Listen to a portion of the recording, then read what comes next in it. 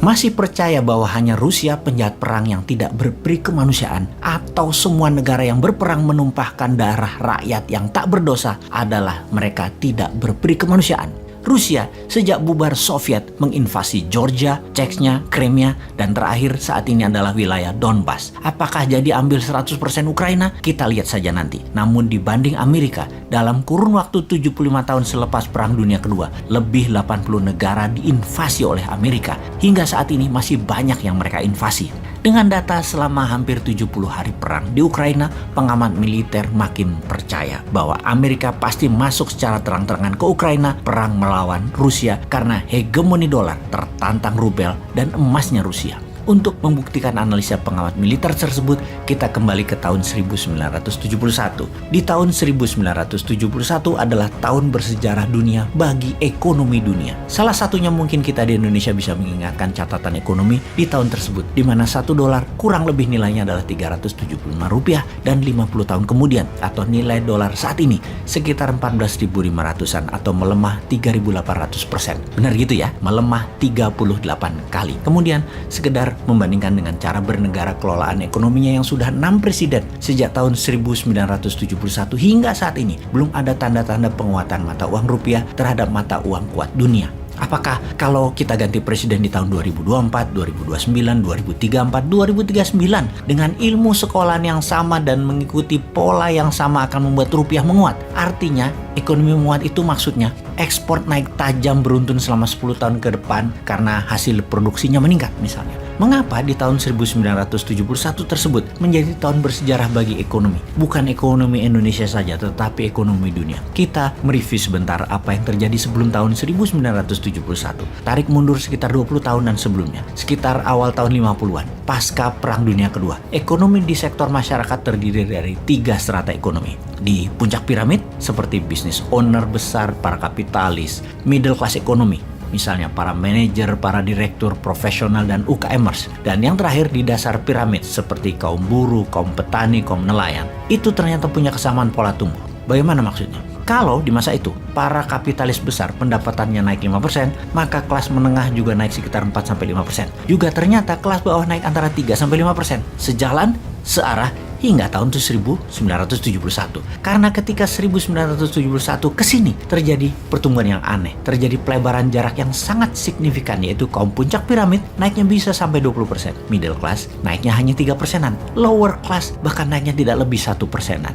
Puncak hasilnya bagaimana? Lihatlah sekarang ini, yang berada di puncak piramid hanya 7% populasi yang menguasai 90% porsi ekonomi dunia atau di sebuah wilayah. Kemudian 23% populasi atau disebut middle class di piramida kemakmuran memegang 7% kemakmuran ekonomi dunia. Lalu di dasar piramida hanya mendapatkan 3% porsi ekonomi, namun merupakan 70% manusia di sana. Apa yang terjadi? Mengapa terjadi? Sebelum kita membahasnya, kita ingatkan, ternyata secara bernegara, sejak tahun 1971 pun demikian. Negara besar menguasai 90% ekonomi dunia, negara menengah atau negara pasar hanya menguasai 7% ekonomi dunia, negara miskin yang biasanya merupakan negara penghasil bahan baku hanya mendapatkan 3% world wealth atau porsi ekonomi dunianya. Sekali lagi kita bertanya, apa yang terjadi? Apakah kita di kampus ekonomi selama 50 tahun terakhir tidak pernah mengajarkan hal ini? Apakah ilmu mereka di kampus jangan-jangan hanya membuat pinter dalam wacana berpikir saja, namun ilmu tersebut memang didesain bukan membuat kemakmuran yang nyata? Buktinya, di Indonesia sejak tahun 1971,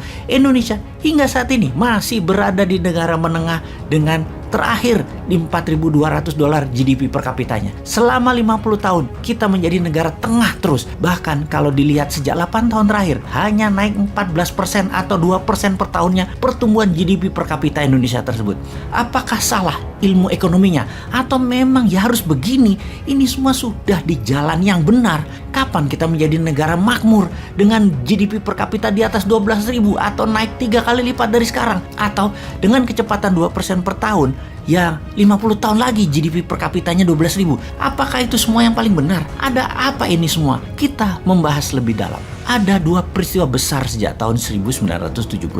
Kita bahas yang pertama, di mana sejak tahun 1971 household atau biaya rumah tangga ternyata naik meningkat, terutama pinjaman keuangannya. Bisa untuk mortgage loan, bisa untuk kebutuhan harian, bisa pinjaman pribadi atau personal kredit dari kartu kredit. Sebelum tahun 1971 rata-rata pinjaman untuk membangun rumah atau housing loan 10 tahun saja sudah lunas dan dimiliki 100%. Namun sejak 1971 menjadi 15 tahun, 20 tahun, bahkan sekarang ini 35 tahun belum juga lunas untuk dimiliki. Dan itu terjadi di kaum dasar piramid. Seumur hidup mereka jadi budak uang. Diperkenalkannya personal kredit konsumtif meningkatkan daya beli produk, benar, tetapi menyicil dengan bunga tinggi, mereka jadi budak uang selamanya. Pembuatnya para kapitalis yang terima uang tunai dari Anda. Kaum dasar piramid menyicilnya seumur hidup. Sistem perbankan yang meminjamkan uang, mereka memerlukan surat berharga, surat tanah, atau kolateral berharga lainnya. Tidak membuat kelas menengah pengusaha menjadi cepat makmur karena tidak ada akses keuangan pinjaman untuk hal produktif. Namun kalau mereka pegawai malah dapat pinjaman, terutama pinjaman untuk rumah, yang mana sisanya diberikan juga untuk membeli barang-barang yang turun nilainya, seperti membeli mobil, membeli motor, yang dipastikan 95% pembelian mobil dan motor untuk konsumtif, bukan untuk niaga dan komersial, dan nilainya selalu turun tapi diizinkan untuk mendapatkan kredit.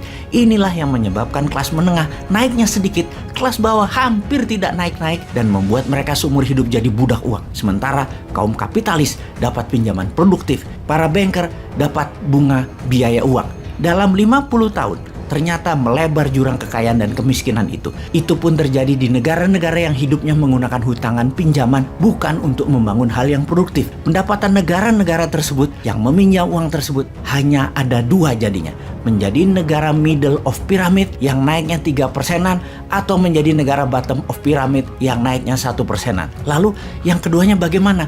Apa hubungannya dengan Rusia? Bentar, fahami dulu yang pertama. Terus bayangkan, kepala jangan dibawa ke negara mana-mana, terutama negara Wakanda, jangan dibawa ke sana ya.